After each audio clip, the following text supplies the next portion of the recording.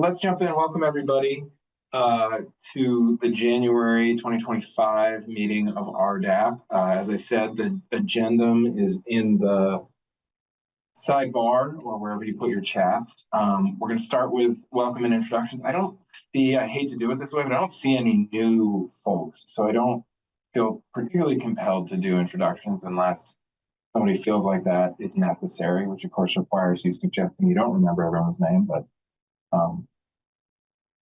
absent objection, I'm going to just move through the welcome.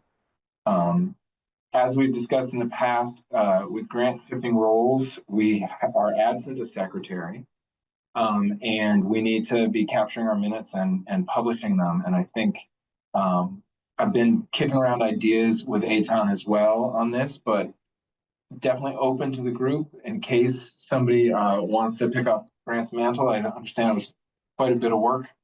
We had talked in the past about putting that out there to community members or folks who may be interested both in the work of the panel and also it is a paid position, so we're able to offer some money out of our budget to cover time in that space. And I don't know, Grant, if you want to make any other sales pitch for the work, not to put you on the spot. I would just suggest that maybe whoever wants to take over the process would do minutes in a more traditional sense, or maybe in a different method or something, and do it with their own kind of ideals. Yeah, and style. That's helpful. And I think from my review, you did very thorough, comprehensive, almost not quite a transcript, but somewhere between minutes and a transcript. And I think it's true. We could probably, as a group, determine that a higher level kind of bullet pointed set of minutes might serve equally well and maybe wouldn't eat up quite the same amount. Lisa, great suggestion. If folks will just follow that in the chat and maybe just quickly type in there who you are and what you represent. Professionally in this context, it's great to hear what people represent otherwise, but just as a means of introduction, I'd ask folks both on the panel, but also others attending, if they can just quickly share, name, position, and whether you're a panel member. Anything else so any other thoughts on secretaries? I mean, we can also sort of go through state procurement process. I think that is not the most tempting for me. All right. I will take silence as an understanding acknowledgement of the challenge and that it will continue. Beyond that, any other announcements from folks I mentioned? For folks who weren't here, that I did chat with Aton today. He seems in good spirits, but is definitely recovering, and so he'll join us at the February meeting to be sure. Any other announcements?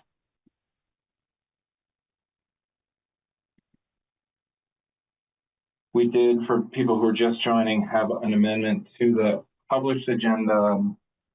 We will have a quick, brief announcement from Judge Davenport on youthful offender and delinquencies.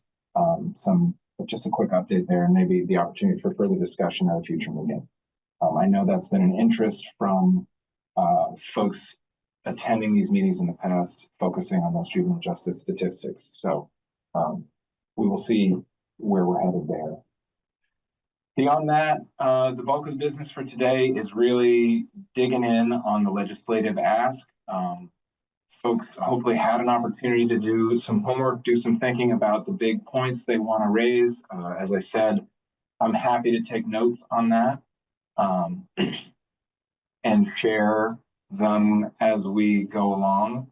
I will do my best to both facilitate and take notes, but I'm more than happy if somebody else wants to facilitate this portion of the conversation. That's also fine with me.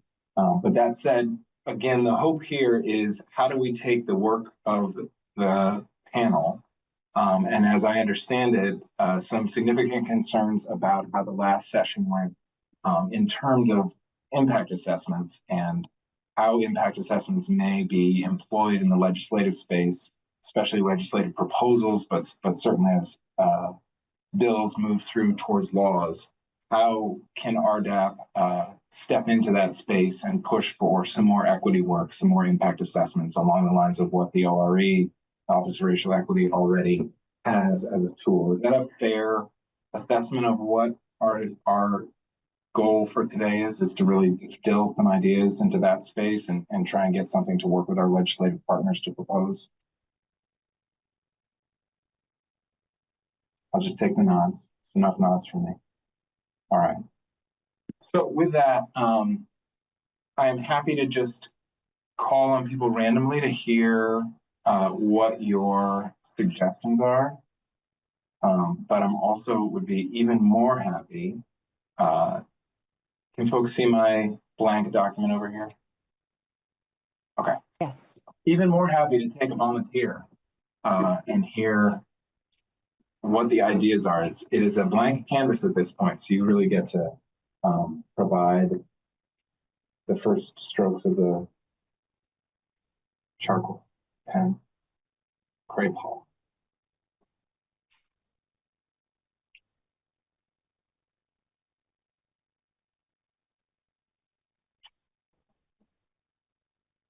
I mean, no one even came off mute, so that's where we're at with that. I mean, I'm happy to share a couple thoughts I had. These are much broader, but and again, just my thoughts. I think this work should sit in the legislative branch, by which I mean not an external executive entity, but something that is sitting with the legislature and is part of the legislative process. Not getting farmed out or seeking an advisory opinion, but something that is ingrained within the legislative process and really part of the presentation of bills.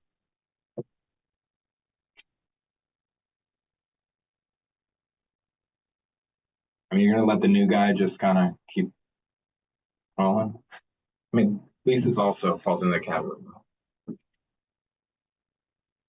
I would just like to suggest that maybe we need to garner some support in the legislative branch for the bill as we develop it.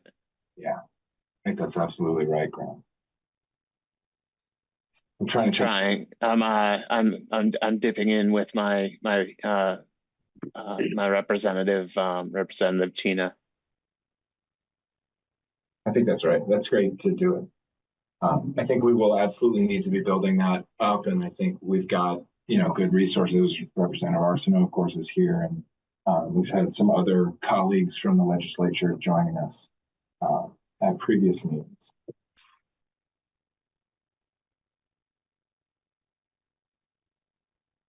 Other things we talked about is actually applying the impact assessment framework to legislation. We've talked about the advisory committee to RDAP somehow playing a role. We've talked about RDAP playing a role. We've talked about ORE having a structural role. I'm just trying to share those out to folks as possible starting points. And then so there's a structural piece, and we'll look at that kind of process question, but there, of course, equally, if not more important, is the substance. What does a review look like? And then what does a review mean?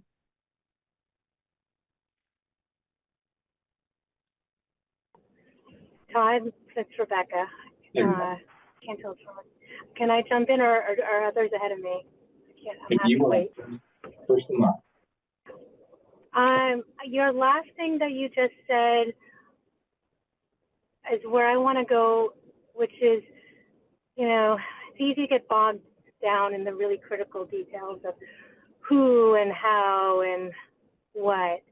But I just want to get to what I see as the easiest one I want to suggest, which is, let's say at the end of this, there is an impact assessment report that says that the proposed legislation is going to further exacerbate, continue, entrench racial disparities, right? What I would hope is in this legislation is a requirement that it be amended to address it and to explain how if that fix will address the concerns brought up by the assessment. So again, sort of putting some actionable points to the end of this report. So it's not just something they can consider. I think I was looking at someone from ORE in September shared with RDAP a bunch of links, and one of them was a link to a website collecting all of the states that had passed similar legislation, and I think it was Connecticut. I'm going to see my notes now that I jotted down, but I like that, and I just want to throw that out there. Thanks, Rebecca. And I just want to make sure I was listening more than writing, but what I said is, what if the assessment demonstrates a negative impact? I think you had a much more artful way of saying that. I think, again, I'm not wedded to the words. It's that ultimately there has to be a change. Yeah. That's I think what I recall reading from Connecticut, I might be wrong in the state, was that the bill sponsor had to go back and make amendments to fix and address the concerns. And I think they also said if the bill sponsor did not want to do it, had to explain why moving forward on the bill with these known risk assessment on this proposed language was required. Okay, so just for the benefit of your ears, what I wrote is, what if the assessment demonstrates a negative impact? And then nestled under that, the legislature would have to amend the bill/statute. A negative conclusion would mandate change, or the bill sponsor would have to provide a response about why no change was necessary. Does that capture it? That's good, thank you. Of course. Welcome, Judge Morrissey. We're just sharing out. So sorry I'm late. The roads were horrible coming back from Hyde Park. Oh, we haven't gotten the snow. Oh, maybe we have. I can't see outside. We're just walking through the brainstorming around a possible legislative ask, and folks are also sharing, in lieu of introductions, just dropping who they are and what their formal role on RDAP is in the chat. Okay, sounds good. Thanks. Of course, yeah. Other thoughts, building off Rebecca's or any other area? I know everybody wrote down 3. Go ahead, Tyler. No, I think I would just start. One of the things, maybe there's an assumption in here based on what we have with the first bullet point and what we were just talking about. It seems to me that the assumption is the bill's sponsor is the person responsible for completing the, and I guess I'm asking, is the sponsor the person who's responsible for completing the assessment? I mean, I think we can suggest that. Yeah. I don't know how others feel it. One thing I guess I can, before I'll finish the thought, Todd. The reason I come to that conclusion is if we are putting an expectation on the sponsor to be able to say why a bill isn't, or assessment's not necessary, or to amend the bill to accommodate the assessment, that it would seem to me that is to some degree the work of that sponsor that is generating it or responsible to provide it. Yeah, and I think, go ahead. No, apologies. I think one of the thoughts we've kicked around, and I honestly can't remember if it was in our formal meeting or in other side conversations, was, how does, by my way of thinking, there are 180 potential sponsors to a piece of legislation, and there's some measure of them that change every 2 years. Certainly in the last 4 years, it's been a very significant number. Do we have concerns over how we institutionalize a practice that requires a lot of thought and engagement? And what would be required to best institutionalize that in a way that doesn't, candidly, that doesn't permit or enable sort of a slapdash response and kind of check in a box, which, certainly happens elsewhere. Go ahead. I think I can just respond with my thoughts to that. I think that's a fair point. We brought it up in past RDAPs that we wouldn't want this to be a casually implemented tool. I think anybody can interpret interpret these questions and fill in the answers they want with the effort they want to pour into there.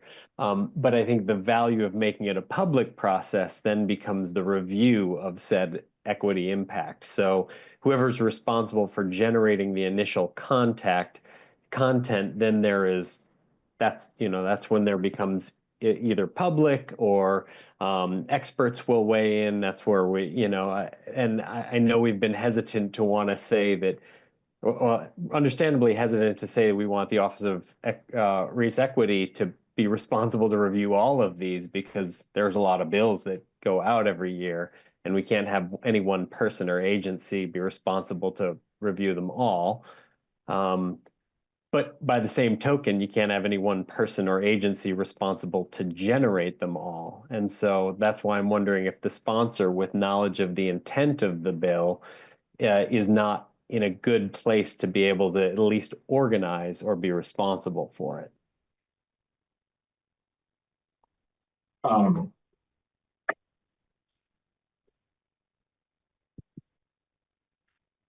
So let me get to you in 1 minute, Judge. Does this capture it? Tyler, I feel like there was another point to nestle under the bills. I can also make this bigger if this is hard. I can see it fine, and it's good for me. I'm just, this is a little bit conversational at this point, Yeah, absolutely. but just putting thoughts out there. Yeah. Go ahead, Judge. So I think that timing is critical, right? So the sponsor of a bill introduces the bill. Does the bill, and these are questions, does the bill get introduced with the assessment, or does the assessment happen after it gets introduced? And once the bill gets introduced, it goes to a committee. And if the sponsor isn't on that committee, the sponsor really loses control. There are many bills that get passed. In fact, the majority of them that look very little like what the sponsor originally proposed. So I actually also see this kind of as a committee responsibility to, once there's an assessment, that the committee, as it works on the bill, has to take that assessment into account. And so anyway, I think that the sponsor kind of has, you sign off on a bill and it gets introduced, but then you really do lose control. And even if the sponsor tries to change the bill, amend the proposed legislation, the committee then works on it. And what if the committee then goes, so does an assessment have to be made for what the committee decides to do? Anyway, so just some thoughts about the process itself and how this would work in the process. Absolutely. And does it work? I added a couple more sort of decision points in there in the life of a bill, precisely to, things change, things move rapidly, and how do you capture an assessment? And especially to Rebecca's point, if there's a mandate that a negative impact assessment requires change, what is the subsequent assessment? How do we ensure that change is adequate? Other thoughts, and again, this is a very fruitful conversation. So I don't want to push us away from this element or Judge Davenport's question about timing of assessment or where the assessment may appropriately sit. I also just want to flag for a piece of conversation, we're sort of operating under the assumption that it is an impact assessment akin to what ORE has provided, and I think RDAP has walked through in the past. That is another open question, is sort of what the assessment looks like, where it sits, when it happens, and what are the requirements around it. Other thoughts, other responses, reflections?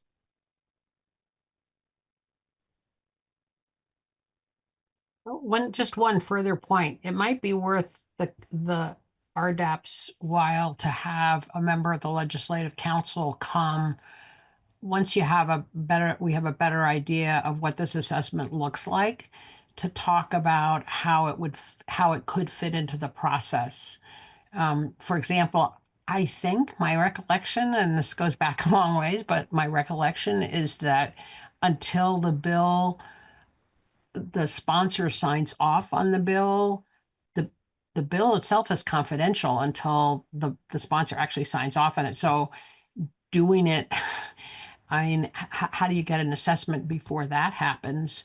And then the sponsor signs off, but then can the sponsor change it before it gets introduced? I think there's some complicated timing questions, but somebody from legislative council might be really helpful to talk about once we have a better concept of what the assessment looks like.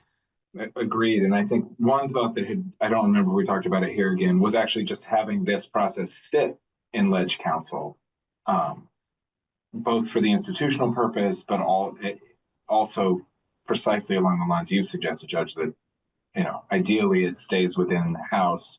But I think we would want to mandate that we haven't written this, but, any assessment is a public document.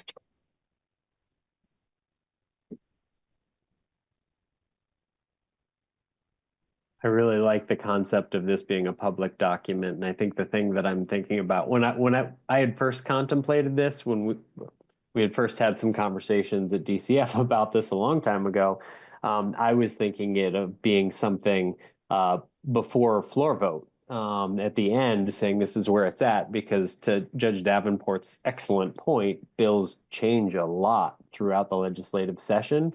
And so then I guess the question that comes up to me for it's the downside of that then is you undergo the whole legislative process without the value of the people who are working on the changes of it being thoughtfully oriented to what is the race impact of the decisions we're making right here and the conversations we're having. So the value of doing it early on is so that we're contemplating this from the beginning. The value of having it at the end is that we're adequately assessing the impact of the bill as it's written. And then the question that comes up for me is that would the value be that the assessment is to some degree a living document, or it is updated at a certain point? There's an initial draft, which, would have to be done quickly. And then by the end, thought and attention would be put into a more comprehensive tool. Thanks, Tyler. Putting to one side my inability to spell. Excellent. You hit it right on the head, Todd. Okay. 1 R. Now we know. 1 R in interval. You'd think they'd repeat. I'm just saying. Other thoughts on this? I mean, I think this is a helpful way to start framing this up. I'm wondering if there are reflections on either the when or the where. Yeah, shoot. I'm just really curious. I did watch the video for the assessment, but I'm also wondering if Susanna or somebody else can speak to whether there's a rating of this at all in terms of, 1 through 5 or 10 through 0 or something. And I'm just curious because the way the way some of the conversation is landing on me is as if we, by doing this, might come out with a really well or even perfect sort of bill that's got this equity race thing, and we're like, woo, we did it, an A+. When the reality is, again, I don't think that's necessarily realistic. So when I like the different phases of when I feel like this needs to be done, but I'm wondering at the end, has it gone from a 5 to a 2? Has there been improvement? Because it's, again, if I think that there's a fear in, I think there can be an implied fear for legislation that this is about perfectionism. And this is about having to get it all right all the time, rather than being able to, again, shift that culture and learn and adapt and share and all the things that it comes with doing work and racial justice work specifically. So I'm I'm just really curious of how people are looking at the final outcome, because the final outcome or the final goal determines the process and the conversations we're having. And I feel like there's a sense that we're not necessarily, all might not agree or think it will go in a certain way. And so then we might have different outcomes or goals that we're expressing. So yeah, I was wondering about the rating part. And something I really appreciate you speaking about the sponsor and how quickly that can change. Um I think that was a really good note to make and I really like it being in committee. And I really also like some way of having some external assessment, like whether that's a rating or a random pool of drawn bills that either maybe Susanna's office or the RDAP or somebody like reviews, just to get a sample or a sense, like how are we collecting um that data at the end. It's like, great, we do this, but then at the end, is there how well did we think we did it? And based on that, where can we make improvements or what things need to shift or et cetera. So I'm kind of curious about those things and thought I'd put that into the space. You want to respond to that at all? Yeah, so we don't assign a quality rating or a score to the ones that are submitted for a few reasons. One, because I think the primary reason is we don't have a mechanism that really can be used consistently to determine score, because so much of it really is case by case. Something can feel like a really egregious proposal and I want to give it a 2. And then you make some progress and I feel like, okay, you've incorporated 6,000 more people of color. How many numbers does that buy you on the rating number line? It's hard to say. So I think that a lot of it is us trying to look at things holistically. And because of that, it can be a little tough to quantify. So I haven't come up with a scoring system. That's not to say that a good one couldn't be devised. But we would have to have a reliable matrix of criteria that we feel good about, that we think could be applied consistently across the board to weight the different assessments we receive. That's one reason. The other reason is because I find that for us, one of the things that we try to hammer home for people is that it's a feedback mechanism. So it's not just a one-way communication. We want to be able to provide feedback based on what's submitted. And so we find that substantive feedback on the submission is helpful to people so they know what we're looking for in the future. And also so they get a sense of what's a viable product, project, proposal for the future. What's a non-starter? That kind of thing.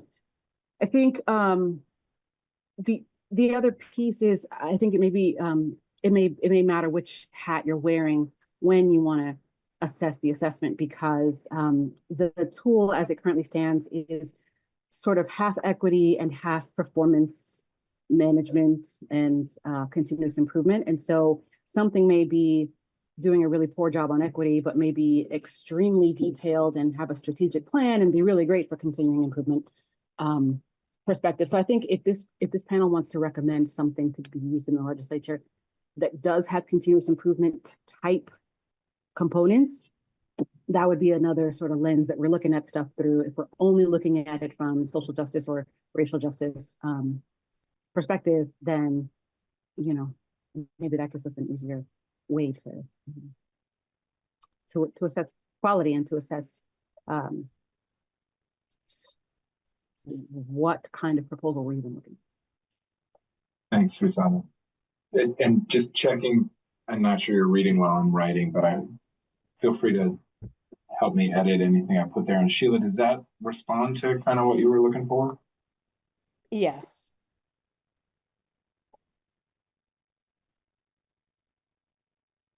Other thoughts, other reflections, other places people think we should go?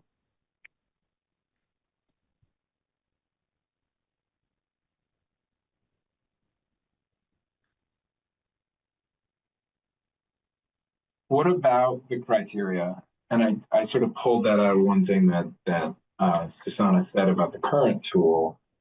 and the challenge of identifying consistently applied criteria. Do we have some thoughts and ideas about, what we want to look at? And one thing I would posit, and that this is purely for discussion, is, if we look at the name of and the focus of this group, right, it's criminal and juvenile justice. Are we thinking about an impact that obviously, well, I won't say obviously, from where I sit, I think it makes the most sense that this, whatever rolled out here would ultimately would be the breadth of the legislation. My question is, given the mandate of this panel, do we start with recommending criminal and juvenile justice as a starting point, or do we want to recommend everything? I have some thoughts on that. I mean, if we could recommend everything, buy into it, have the capacity and do all that, yes, of course. In my mind, what I would like to prioritize, if that is what is needed, is the juvenile criminal justice system and anything that has appropriations, anything that has money tied to it. I think that those are the two key areas. And one of the reasons why is because we talk about the upstream, downstream, we talk about where do things start, we talk about those what are those specific points, entry points, all of those things, and juvenile justice keeps on sort of falling off of a major focus in this group. So I would definitely like to see some work done in that area, so then maybe that saves some of our youth from even getting into the system.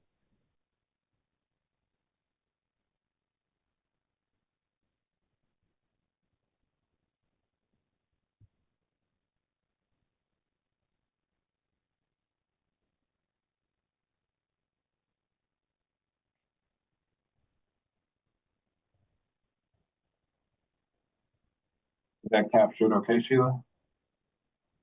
Yeah, that's okay. Go ahead, Rebecca.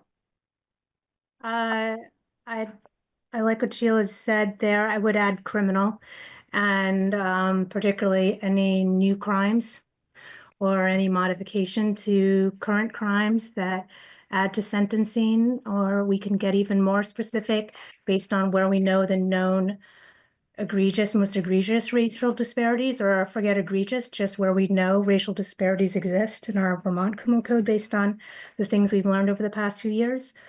Again, I'm with Sheila. The best case is that we're not limited to the extent that we're asked to prioritize within the criminal and juvenile justice realm. That's where I would go. I've also seen in enacted legislation in these, I forget which other states, allowance for a certain number of bills per rep and senator, that they have the freedom to ask, but not total freedom because they'll inundate the resources. So that's how they've sort of dealt with it, which is an interesting thing. So getting away from subject matter and just putting it in the hands of the legislator. Some I've seen limited to just leadership in both parties, have that control, and it's unlimited. I'd like that less, but I think it's sort of an and. I like the idea of both the subject matter and directed by any individual legislator asking for it.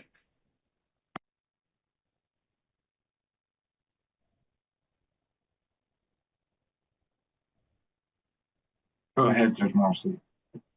Thank you. And I think this kind of goes hand in hand with criminal justice, but I would think that access to substance use assessment, substance treatment, mental health treatment, just to be sure that that gets tied in.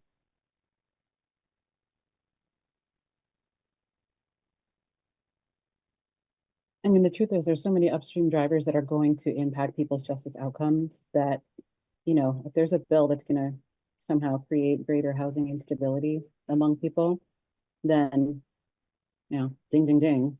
I think that's going to be a big issue that we're going to eventually have to deal with as a panel on the justice side. So to the extent that there are non-criminal legal matters that are commonly known to be drivers and things that fuel churn in and through the system, it might make sense for us to to know those. I was trying to actually come up with an example that wouldn't, and that strikes me as more challenging.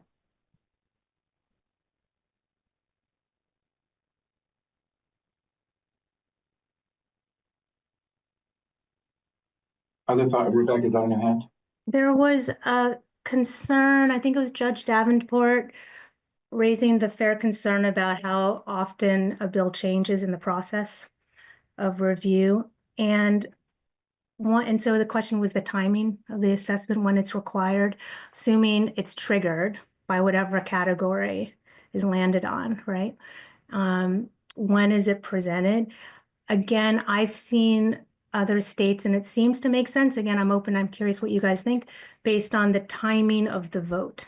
So if the vote to get out of committee, to get to the next level, so it's not the ultimate vote, although some bills have it or some of the legislation have it to the ultimate General Assembly vote, but it'd be like 5 days before or 10 days before the assessment, has to be provided. And that's a way to make sure it's not lost, although it seems a little bit too late. But I don't know.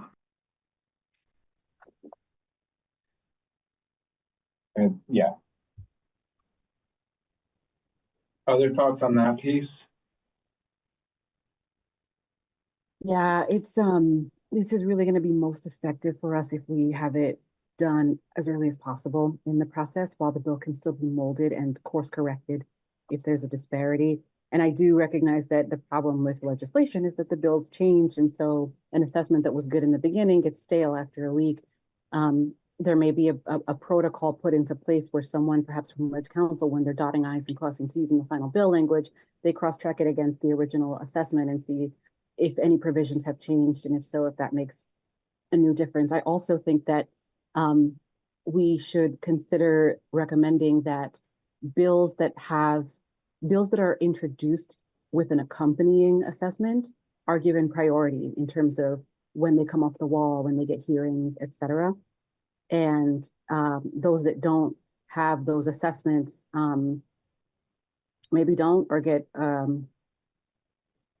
or have to come with some explainer as to why they don't. And maybe it's a time limit. It's like if you didn't introduce it with the assessment completed, then you have a certain number of days before the vote takes place. And if that hasn't happened, then we can't in good conscience pass something if we haven't really evaluated it or something like that. I mean, I do think that if this is something that we say is a priority, and if we expect the legislature to join us in that value, then we have to demonstrate it's a priority by treating the bills accordingly. Susanna, if I could add to that thought, timing, fast tracked, if the bill comes attached with an assessment, even more fast tracked becomes attached to with an assessment that is a green light, right? That indicates that it's, which again is in the eye of the reviewer, but yeah. Oh, yes, that's true. And in fact, Todd, I think Tyler or someone early on talked about who was to do the reviewer. And I think there were some suggestions about it being in ledge councils.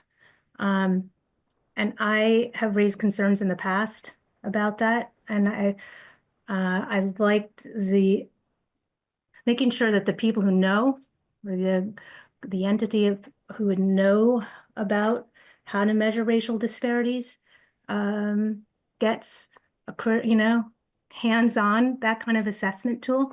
And also consistency was another issue or concern. And just to check on that, Rebecca, are you saying I'm saying I would have concerns if Ledge Council was tasked with doing the substantive analysis. I think you have to outsource it to experts, whoever they may be. I agree with you that I think you said it should be a legislatively based process, but I think the question I'm raising and concern is who does the actual substantive analysis. Yeah, That's where it can't be with people who don't know how to do it. Yeah.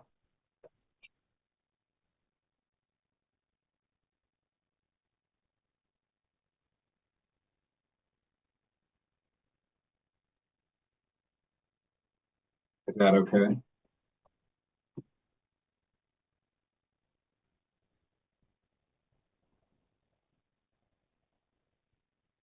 So it feels, let me just take a pause here. It feels like we're getting, shapes are forming. I'm not able to really capture it in this.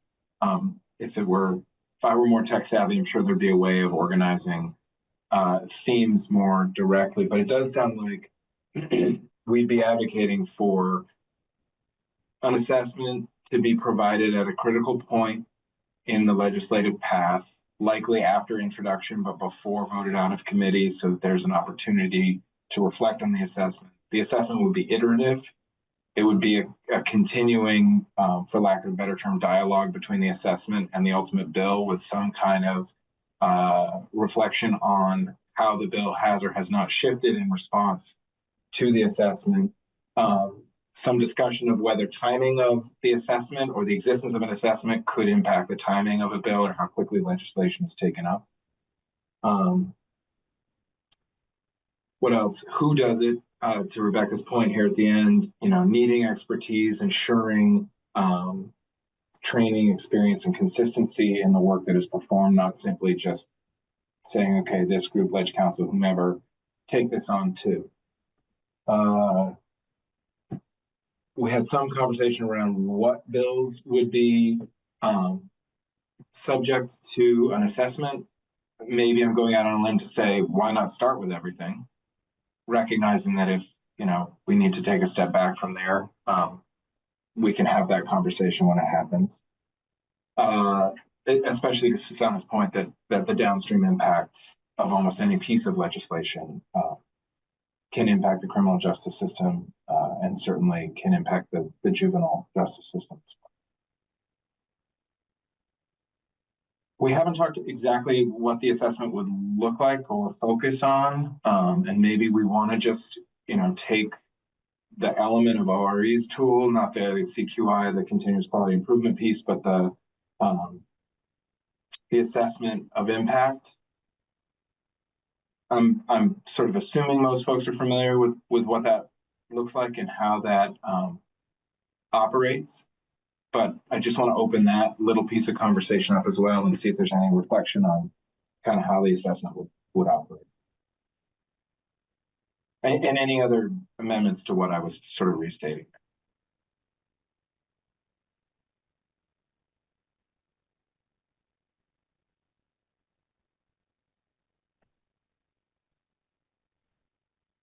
Go ahead, Darren. Yeah, I just first want to just express appreciation for the dimensionality, the thoughtfulness in this conversation. There's so many co-occurring, potentially sort of competing micro and meso and macro, pieces. And I just was holding a little bit of tension, internally, and just maybe this is shared between the pragmatism and the fidelity piece that I think we captured here with this last point about there's a quality issue to this, and if it becomes a perfunctory box check and it isn't really have integrity based on the sub-constituencies who were consulted, then, once again, it's been nullified or just sort of perverted. And so that I really align with that. And though there's just this other piece of me that I just want to voice, which is I think part of the reason that we need to do this is to ensure that our elected representatives are sufficiently representing their constituents and seeing the totality of their constituents, where biases and affinity spaces and things would produce marginalizing dynamics whereby legislators may think that they're adequately representative. And I just think there's a downside to direct democracy. The more we outsource the very functions that are intended to create a body politic that is more inherently inclusive in their perspective. And when we take this, there's a piece of me that just keeps asking why, in our effort to build something that would be operationalizable, which we need, are we letting off the hook the very people who are elected to represent all of us by not saying this is the most important thing? This is the most important part of your job as an elected representative in the whitest state. Like, no, this isn't lead counsel's job. This, like, you have to do this and be good at it, or there needs to be public discourse about, at least how representative you may be of, the totality of your constituents. I'll leave it at that. Sorry I rambled, but there's something about losing direct democracy and why we wouldn't anchor this in an operational value that tethers it to the role of a legislator. Does that make sense? I think it does, and yet I'm not sure how to capture it. No, don't try. I just wanted to voice my own, like, I'm not dissenting. I'm just struggling with the both and I do have concerns. I feel like technologies are always the system actors' go-tos, and I'm a system actor, and values always can vanish in the face of technologies, however well-intended they are. And the better way that I know to ensure that a value gets operationally expressed is to build in the direct accountability of the actors who are closest to the people whose job it is for them to represent. So the bureaucrat in me has seen a lot of good ideas, dilute whatever in the face of systemic technology solutions. And I feel like that's kind of the conversation that we're having here, but haven't named it as such. That's a very interesting point about the nature of bureaucracy to crush the human story. I want to just take a minute, and Jeffrey, I know you got to step off, and not to put you on the spot, but just to open the door in case there's anything you want to add before you have to pivot out of here at 7 o'clock. I'm listening pretty well. The only thing that comes to mind, other than the last statement, was, I think, right on the money. That I think the one thing that keeps coming up as a back train is that I'd like to suggest that everybody use the words that are connecting to RDAP, because we know what it means, but it's going to need horsepower, and it's got to have to be on people's lips. And there are a lot of, I think we have to use, amongst the people we're working with, the full term of RDAP. That may seem shallow, but there's a million bills with a million code names. And if we're going to define ours, I think we have to popularize it or clarify it or something. That may be completely random.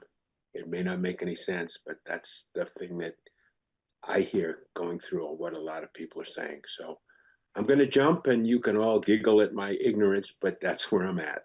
I appreciate it. And just to confirm, by that, we're talking about Criminal and Juvenile Justice Advisory, really bringing the weight of the full name. I understand what the term is.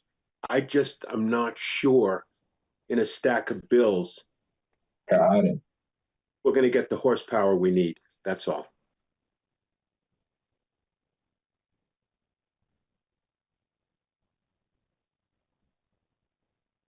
Okay, I'm jumping, and everybody, good work. Thank you. Thanks for being here. Go ahead, Tyler. The thing that I'm kind of thinking around, I think I was really appreciating Jeffrey's last comment, and kind of there's some degree, some strategy involved with how we want to suggest this. And I was really appreciating the conversation before with the concept of a well-completed assessment tool as being an incentive towards motivating the progress of a bill, right? Like, so there's originally when we were talking about this, it was strictly as a how do we create a requirement by which you have to, a legislator or somebody has to fill out this equity impact so we can, for all the good reasons it has to happen. And I'm just wondering if there might be some solution in, I definitely like the concept of where we're talking about the criminal and juvenile justice system. That's where we see strong racial disparity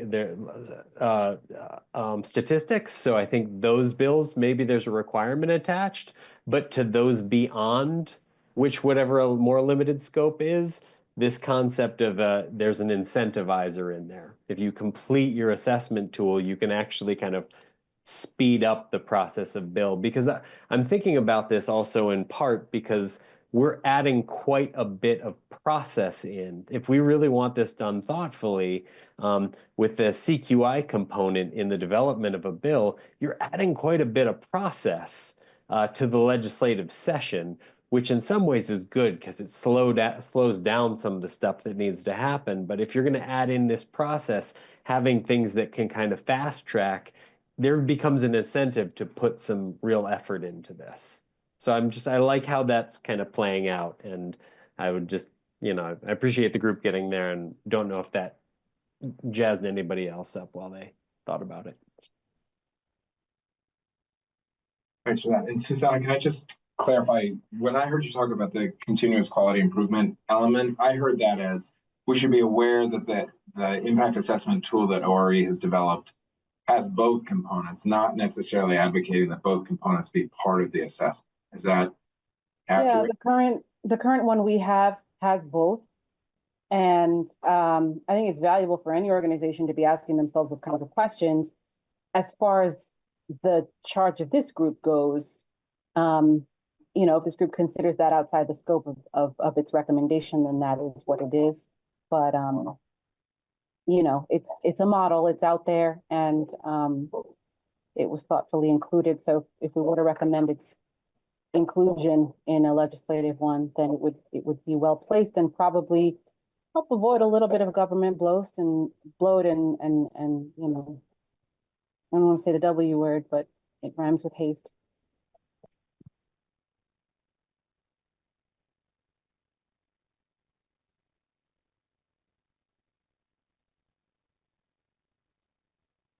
All right, how we doing?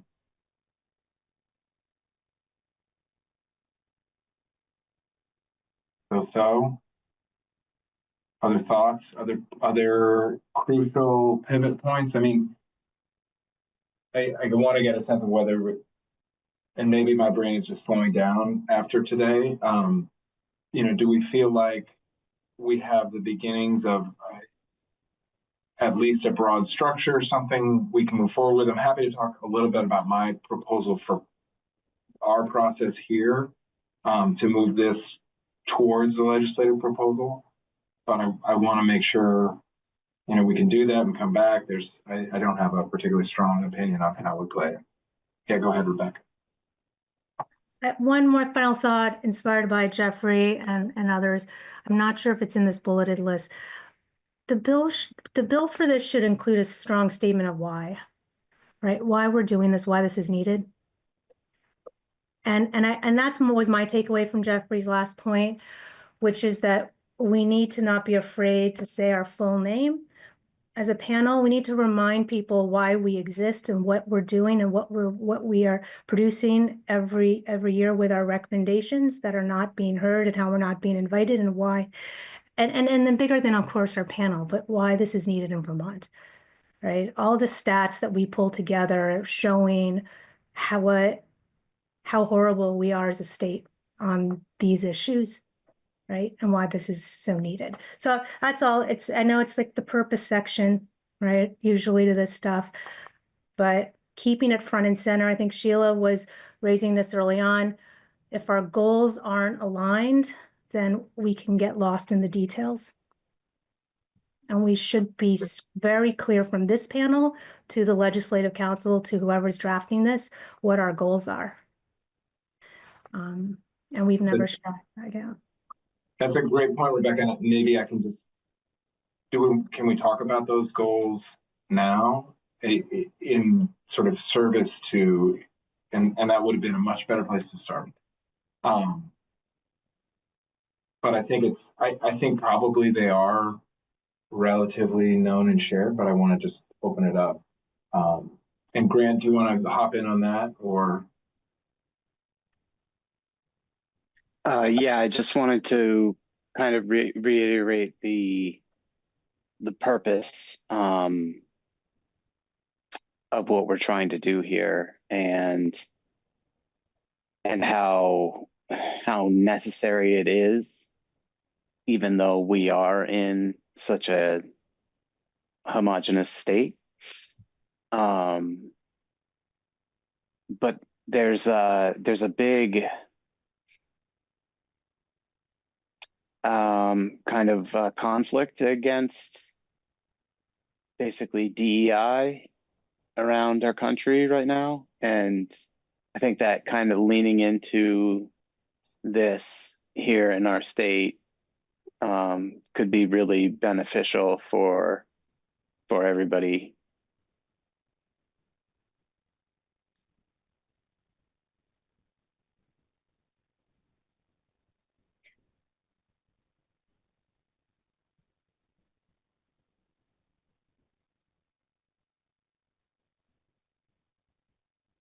Are there other reflections on the shared goals?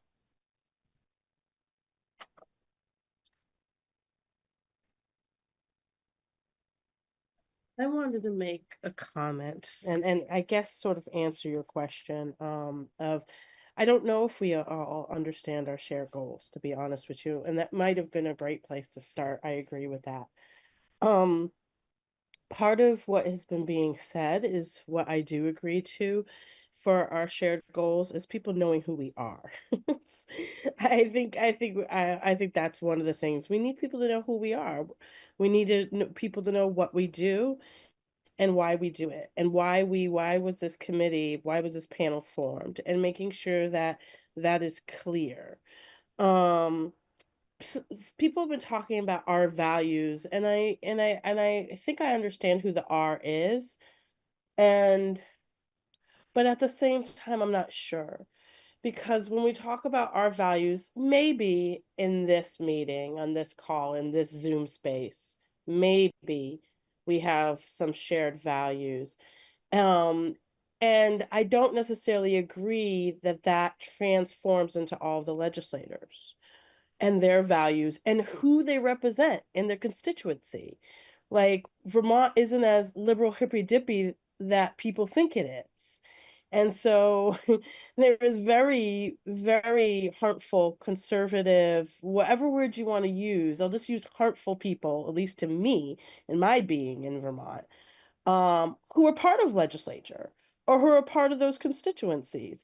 So when we talk about our values, when we say, are we trying to, whose values are we presenting this to the legislations and saying these are Vermont's values? Is it Vermont? Is it RDAP?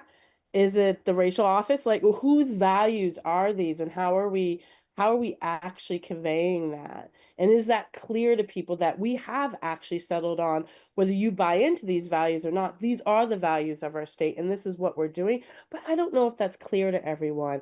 And I think that if there is that document or there is that if there is that, then we need to understand and know more about that, like your oath or your whatever. Because I'm very ignorant from the citizen side or the resident side. I just don't know how that shows up in government, to be honest, and I'm very ignorant. And then the other narrative that's I think really important to me is that one of the other goals is that having people know why this work is important and needed and why it needs to be done across the board. Whether we choose to prioritize a particular committee, bills, whatever ends up happening, that we bring back the focus that this is for all things, that all things, as much as we are well intended and even want to create equity, I run an organization and I can that is all BIPOC, and I can still make decisions and create policy that has inequities because I'm human. And so unless we have accountability, unless we have transparency, unless we have communication and shared goals and understanding, then, those things will happen more frequently and gone unchecked. So, those are some of the shared goals I have. And I know that's sort of lame and broad, but at the same time, it's like, I think some people are at that beginning of 101. Thank you, Sheila. That's really helpful. And Susanna, for folks who didn't see it, put the enabling statute for RDAP. I think that's what Act 186 is right now. No, actually, this is it's the Act 186 population level outcomes, which was passed by the legislature in, I believe, 2014, and it's basically a recitation of all of the population level outcomes that the legislature wants people in the state to have. And I think in terms of shared values, this is an important one to remind that branch of government, this is something to which you all as a body committed, and you wanted people to, just as an example, students to thrive and children and young people to achieve their potential, and you transition successfully to adulthood, people being able to age in the settings of their preference, that kind of thing. And so in terms of getting at the why, I think reminding the legislature of its stated whys might also be helpful in the policy.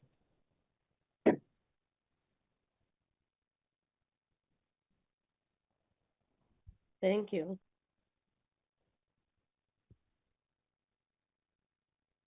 Other thoughts on the shared goals?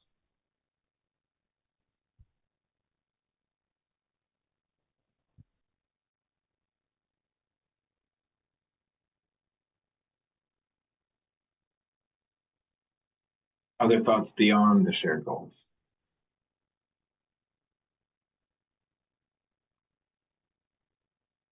So let me just take a minute. I just have something I just wanted to share. It's more of a narrative goal of, there's a couple of narratives out there about racial justice work, and that people think it's a people of color problem and people of color should solve it, work on it, and it only benefits people of color. And I would love to have a shared narrative that, when we undo racism, when we address white supremacy culture, it benefits everyone. And so I don't think that's the current narrative or the belief around that narrative. And so I would love to, see what people's perspectives are on having a shared analysis around uprooting white supremacy culture and uprooting racism, and that ability to understand that when we do that, it really lifts up all people. Because often what I hear is white folks talking about, well, what's in this for me, or this is going to harm me. And even when you spoke of the why of the legislations with the values, I can see how that can be teased apart. Of course we can.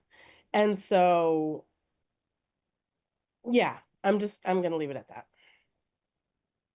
I think that's a pretty crucial point, right? That this is it's not an us, them, or they, them problem. It's a we problem.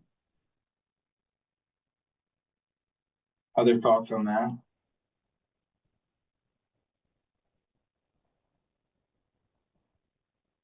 If I can just pause for 1 minute and let some of these ideas I wish people could look at all of it at the same time, but I certainly don't have that technical ability.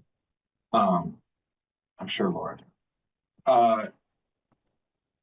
One thing I wanted to just suggest or propose, I guess, is sort of what do we do with this list and how does this list go from a conversation into kind of a legislative proposal? What Eitan had suggested is we just take this list and hand it to Ledge Council and say, okay, let's go. Let's see what you can produce.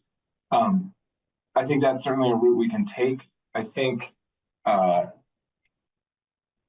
might be value in a subcommittee or a smaller group of us taking these very raw notes, distilling them into a little bit more of a unified proposal. It's clearly not going to have all the parts and pieces in it for RDAP to reflect on and then suggest, timing. And Angela, I will defer to you on this. I think we have a pretty tight timeline if it's going to be proposed by the House. I have some thoughts on kind of maybe ways around that. And the tight timeline is that I think House proposals have to be introduced in 11 days. And that's pretty tight for this group, but that's not to suggest that is our timeline. It's just that is one element of one consideration. So let me start with, does it make sense for a smaller group to take a look at this disjointed set of bullet points and kind of put it together in some structure and provide it back to RDAP, maybe electronically, give folks a couple of days to look at it, provide some feedback, and then we hand that over to Ledge Council. Again, as Judge Davenport mentioned, any piece of legislation changes upon introduction or shortly thereafter. So of course it's not the only way it would go, and I don't want to suggest otherwise, but at least kind of getting the ball rolling with a shared concept. But go ahead, Rep. Arson.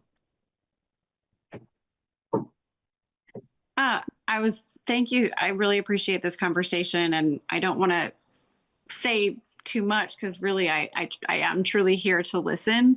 But one thought that just occurred to me was that is the option of a short form bill. And then you don't, it wouldn't have to be fully fleshed out before being requested.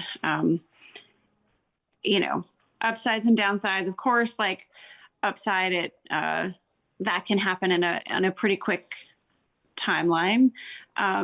Even if, the purpose is the purpose, or a couple of findings are the most developed part of the bill to start out.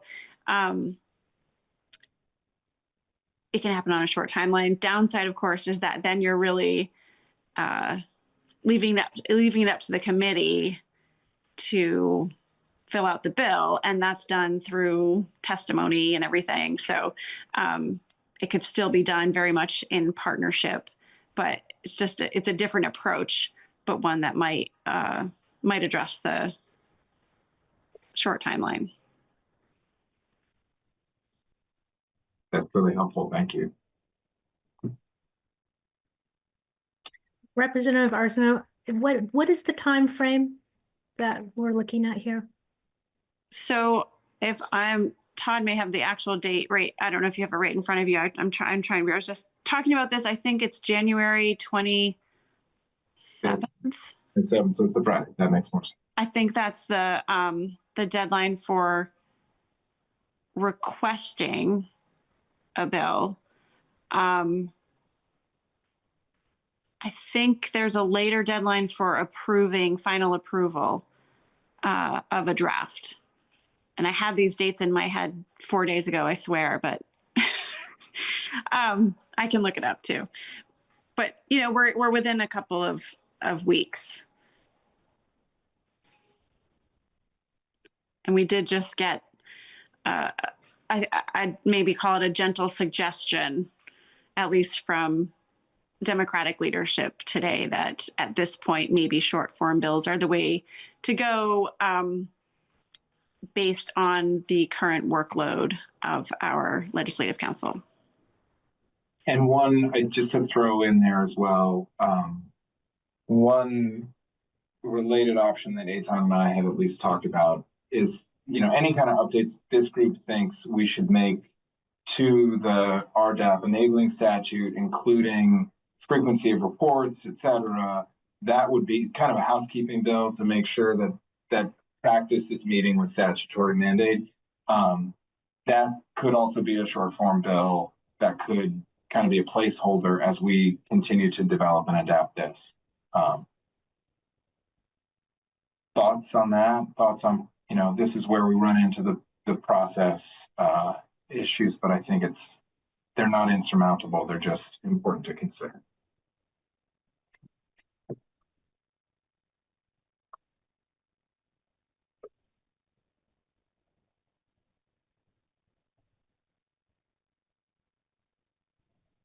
How do people feel about just a subcommittee, a smaller group here, kind of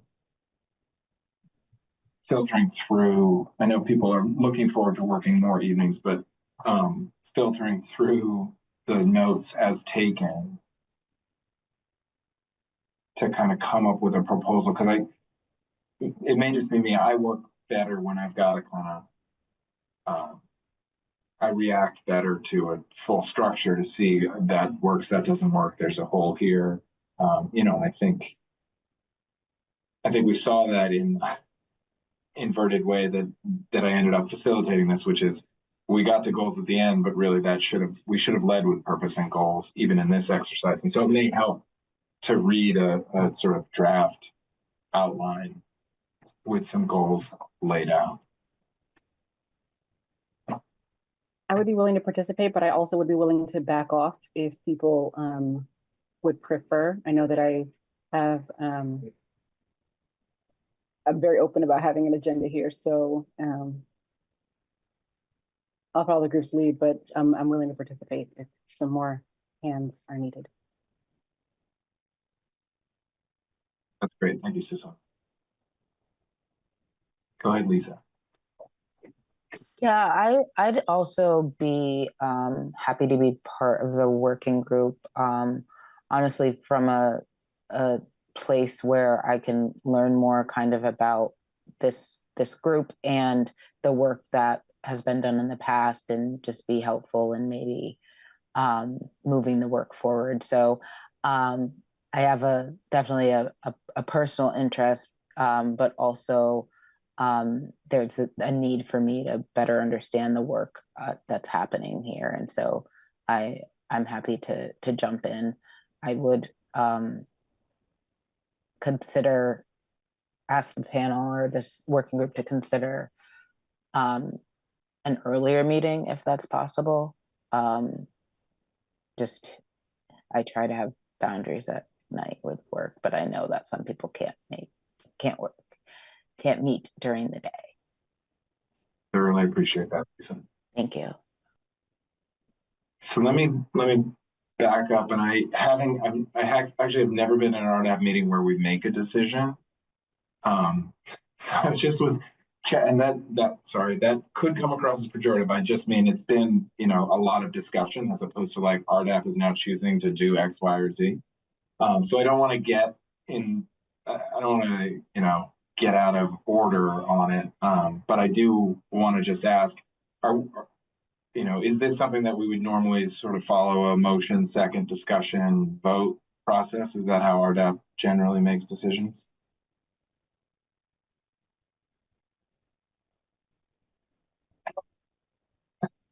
I think for warned agenda items that are like insofar as a public body, yes, I don't believe that the decision to form an ad hoc working group to fine-tune a document would necessarily require Robert's rules. That's my experience. It's a good distinction, right? Probably choosing to submit something to the legislature will be a little bit more of a formal decision. Sorry, Lisa, is your hand still up? Okay, great. I just want to make sure I wasn't ignoring you. I'll also just take the moment to offer my willingness to participate in this line of effort too. That's great. So not to put the cart before the horse, or maybe to put the horse before the cart. Are people comfortable with that concept of a working group? Does that feel like the right next step? Yep. I'm seeing a lot of nods. Okay. Any strong concerns, major objections to that? It's a joke for Rebecca if she gets it, but maybe she gets it. Okay. So we've got a couple people who have bravely volunteered: Susanna, Lisa, Derek. Anyone else want to step onto the working group? I really want to volunteer, but I can't until after February. And I don't think this can wait that long. And I will say, Rebecca, to that point, we're all going to get another look. I mean, this is not the only chance to weigh in. So I will also check in with Eitan, and probably one of us will be more than happy. Even, I'm happy to be there, subscribe or otherwise. And hopefully, Lisa, to your point, with just a handful of us, and as it turns out, I'll just flag this, there are no community members in that current constellation. It's all state folks. Hopefully that'll enable us to have a more life-friendly schedule for that work. So let me suggest, yeah, go ahead, Tiffany. Thank you. I'm sorry if I missed this, if this point was made. Is there a way for, well, I guess there is a way for the group. So I would imagine that there will be a lot of bills that don't end up incorporating the impact assessment. Would it be worthwhile to track that, for, across different committees? I think we're kind of tracking specific committees related to criminal legal system, a few others, but I just wonder if I don't know if it would be more of an internal thing where we kind of track, okay, this many bills came through, this many actually used the impact assessment, and maybe that's a way for us to have a sense of accountability. Like if we get to the end of the session and we're like, okay, this committee, I'm just thinking in terms of numbers also, but just an idea, just wondering if we might want to think about having something like that. I don't know if you can see this, Tiffany. I'm trying to capture that under the data collection angle. Okay, that's perfect. Thank you.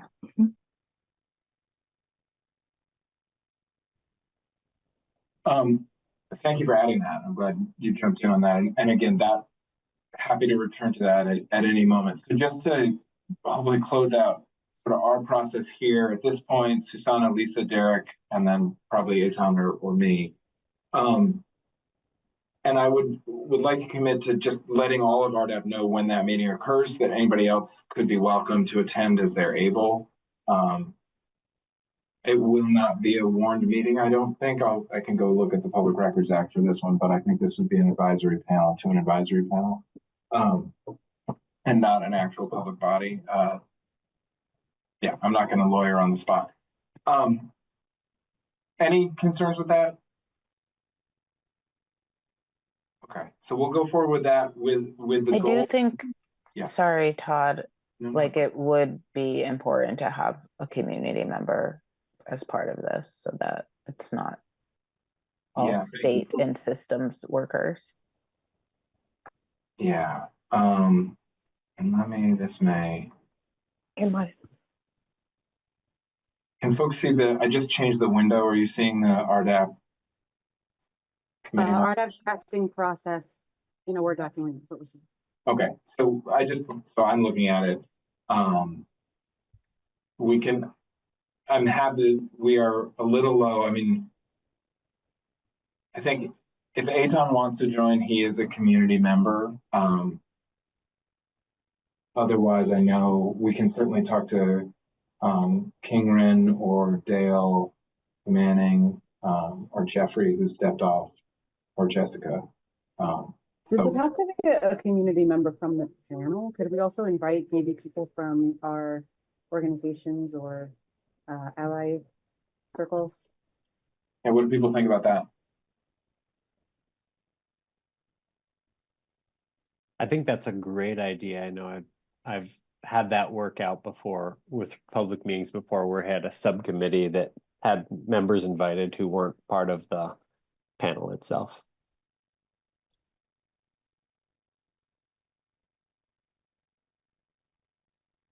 Yeah, I think it's a great idea too. I don't see a problem with that.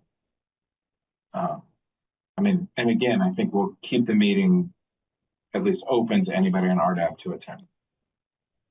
So that feels like a decision point. We'll also do, I'll again talk to Eitan about it. He may have thoughts on additional community members, but maybe we leave it up to the subgroup, to the working group, to kind of come up with additional outreach there. So then I think we'll want a version of, I think probably I'm going to put on along with updating the website to have Lisa on it. I will get back to this group about the timing. And if it's all right, work with Angela on, well, I don't know. Does the working group feel like they could put together a short form bill possibly as soon as, it's next Friday, right? I think we could maybe use one as a template that existed a couple of biennia ago. I want to say it was H343 or something like that in the 21 year. Let me see if I can find it. Yeah, Susanna, I have that too. Was it the representatives Christie and Rachelson? I don't remember who the sponsors were. Okay, that's but I think it was in correction. I think it was in institutions maybe, where it was put on the wall.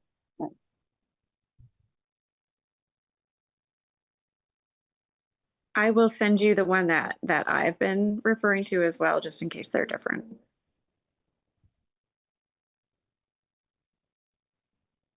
Okay, so again, the goal is going to be submit a short form bill, kind of a placeholder, and do people have concerns if we also put some housekeeping elements in that? And by that, I think it's the frequency of our report. I forget, Eitan had raised a couple others with me. Again, we can share that out to this group as part of the process, but just again, we're sort of just creating a placeholder that then hopefully our additional work in February and beyond can add to that.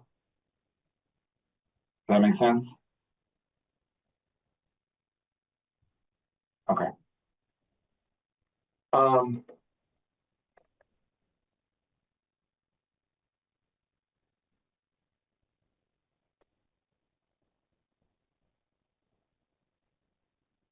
Anything else on the sort of this drafting process side of things?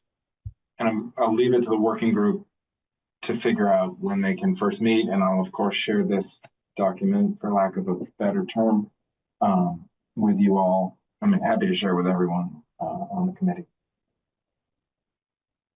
Anything else on this process part? Great. Just circling back, any other thoughts percolated on substance? Anything we can now want to share with the working group?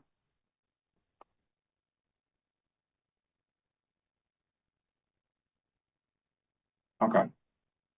Again, there will be other opportunities. I don't want to foreclose that. It's 7:31.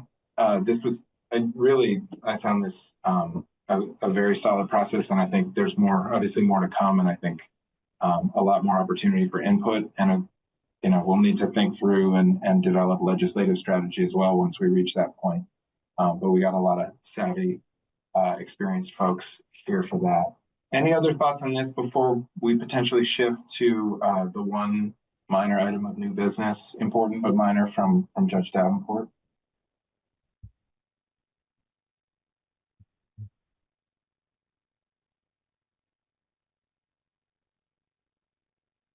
All right. Thank you all. Really appreciate it. And I especially appreciate Lisa, Susanna, and Derek for stepping up and stepping into this. It's really helpful to have a good core group to move us forward. So thank you for that. Okay, Judge Davenport, you had a brief update for us on other items. I'm going to stop sharing my screen so we can actually look at each. Yeah, just so this group had recommended, I think, last year that the legislature require law enforcement to provide race data as an actual requirement. It's an actual requirement. And I don't know whether there's any legislation that is going to be introduced this year with respect to that. But I did take a look at the numbers for the last 6 months for delinquency filings, and I'm sad to say that our numbers are getting worse. There were 402 delinquency cases. Out of those 402 cases, almost 46%, close to 50%, that race data was either blank or it was unavailable. And it's just shocking. There's no way to be able to figure out what the degree of disproportionate minority contact that's going on with the race data that we have. It's terrible. I don't know. It's required. Race data is required by rule, but that doesn't seem to make a difference. There were blanks in of those 186 cases that there were blanks in 89 of them, and then the other 97 there was race data was, quote, unavailable, unquote. And Judge, would you mind just leading the top line numbers again? How many delinquency cases in the last 6 months and how many lacked any 46%? Okay, so 402 delinquency filings in the 6 months since July 1. Race was not provided in 186 cases. And it was not provided either because race was left blank or because race was unavailable. So I just wanted to update the group that this is still an ongoing problem that doesn't seem to be getting any better. And I've been tracking this data for many years now, going back probably till, I think I started when I became the administrative judge in 2005. And back then it was 20% that was left blank or unavailable, and we thought that was bad. And we're now almost at 50%.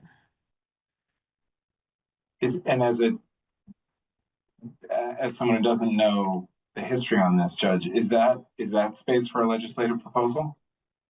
Well, I think this group, RDAP, recommended last year to the legislature. I don't know where that went, and there are others on this group that know more than I do, but recommended that data be required, and that it be from the law enforcement officer's perspective.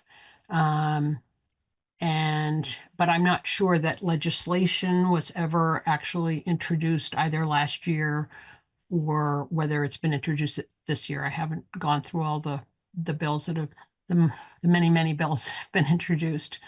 The Council for Equitable Youth Justice supports that RDAP's proposal on this, but and I just wanted to bring it to the RDAP's attention that it's not getting better. Judge Morrissey?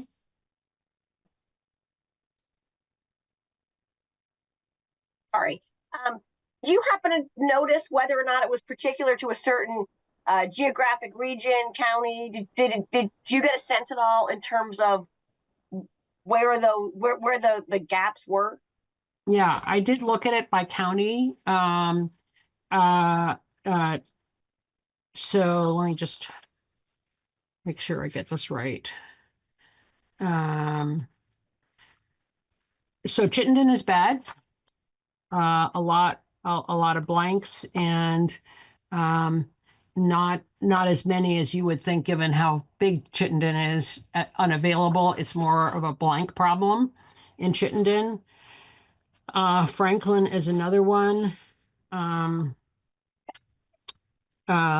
You know, given its relative size, and let's see whether I can figure this out.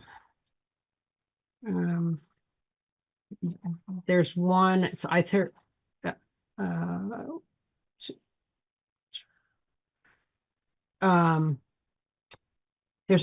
are a couple of other that unavailable is a major issue. And I do think there could be some work just to get people voluntarily to get better about this. Either the blanks are either caused, and I don't know with the new Odyssey system, which it is. They're either caused because the data, the clerk that's putting the data in, this data does not go in automatically into Odyssey.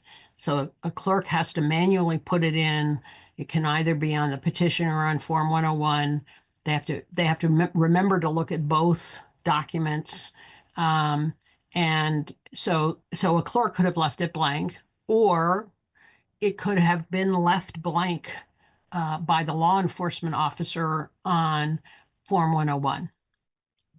So there are two possibilities there, and without pulling every case, which is possible to do, but without pulling every case, you can't tell. Yeah. And then unavailable is certainly an issue that there is. It seems to be weighted more in some counties than in others. Okay. All right. Thank you. Yeah, Lisa. Thank you. I'm just trying to better understand like this process wise, Judge Davenport. And, I know that, and Susanna, you and your office can speak to this, but our law enforcement officers are required to submit race for traffic stops. So that data comes to my department, and I work with the Office of Racial Equity to analyze that, and that's required. So I don't have a good understanding of the process for delinquencies or juveniles, and if that's required, if I had a little more background on it, I might be able to find out more information. And I don't know, Susanna, if you have anything to add, or if you have more information than I do regarding this. I know that there are data that they are required to submit every year. Otherwise, they lose access to council and academy services. And I know that they also implemented a requirement that if the DRJS is asking for data and they're not giving it up, then it also triggers that loss of access to services to the council and the academy. And I thought that they had expanded the list of items that needed to be provided. I will go back and look at that legislation, because I think, I know in the traffic stop context, they did expand that list, but I don't know if that's the same. I don't think that was last year, so it may not be the same thing that the judge is talking about. Yeah, it's not, in delinquency, it's required by rule, Family Court Rule 1B, I can't remember. I think it's 1B1, just off the top of my head. But it is required by rule that race be, but there's always been this question about, can you put unavailable? Like, I don't know. It's the I don't know answer. That's an issue, but you certainly shouldn't be leaving it blank. It is definitely contrary to the rule to leave it blank. But as I said, and with the blanks, could be data entry error, or it could be officer error in not putting it on Form 101, which always accompanies the petition that's filed with the court. And Judge, I don't know if you saw Laura Carter noted, is there any potential for a technical fix within Odyssey, or is that something, Judge Morsi, that we could ask of the judiciary? The judiciary did look at that. Their DEI committee, the commission looked at that, and I had some conversations with Justice Cohen. Apparently, the company that is manufactures the case management system, Odyssey, which is used in many states, has told the judiciary, the judiciary asked about whether race could be a requirement, just like a name is a requirement, right? You can't file a petition without the juvenile's name or the defendant's name. You can't file it without a date of birth. It just won't go into the system. So the question was asked, well, what about race? Can you make race one of those data points that it just simply will not go into the system unless that's filled out? And the response was, for $50,000, you can do that. But it's $50,000. So I don't know where that comes from. And it's early in the legislative session. I would say maybe we can encourage the judiciary to just make that happen. Ask for it. Well, might be a start. Yeah, because I mean, the reality is that $50,000 now, and now we're talking about hundreds of thousands of dollars, because by not putting these things in place, it's not like it's saving us any money down the road. It's costs us more money because everybody want to do another study, want to get more data, to collect the same stuff a different day. And so I don't understand why we're doing that and not actually investing in what we need. I would love for there to be $50,000 to make this system work better as a piece of a creative solution, which I know there are many. Thanks, Shu. Well, thank you, Judge, for that update. I think there's clearly more work to be done there. It's unfortunate Mark Hughes isn't here. He often has questions. I'm not sure it's identically his interest in further juvenile justice data, but hopefully we can address that next month as well. Other items of new business we weren't able to touch on?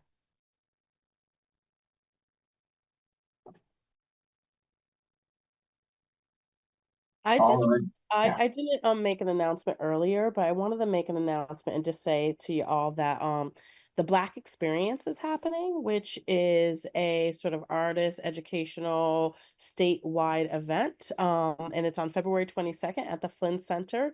And Tahashi Coates is going to be one of the main people. So this is open to all people. And so we really encourage, especially people of color, to come and hang out and jam out with us. And if you're associated with schools or anything like that, yay, bring the kiddos. But it's also open to all families and everybody. So if people are interested, look on the Flynn for tickets. And there'll be more to come in terms of information coming up of what the Black Experience might look like this year. Great, Sheila. Thank you. Any other announcements on that? I think that's community announcements are a great thing to have as part of this. Yeah, go ahead, Lisa. I know that this weekend in Rutland is the Freedom Fund brunch. That's happening in Rutland from, I believe, 11 to 2 p.m. at Grace Congregational Church. I know Susanna is our keynote speaker, so excited for that. It's a really great event. It's the Rutland NAACP's biggest fundraiser. So you can get tickets on the NAACP Rutland website.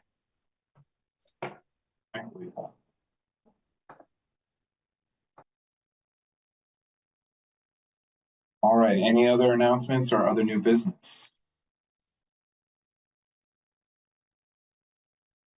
I think that brings us to the conclusion of our agenda. Thanks, folks, for a lot of really positive and helpful engagement and a lot of great ideas. And hopefully this is moving us towards a longer conversation with the legislature and really trying to move something forward on this space. So thank you all for that. And next month, Eitan should be back at the helm, which is fun and good to look forward to. And until then, I hope everyone has a good month and as they're able can help develop what our proposal will end up looking like. And I think at this point, we will hand it over to the working group and partner with them to get something in front of the legislature, at least to hold the place till we come up with our proposal.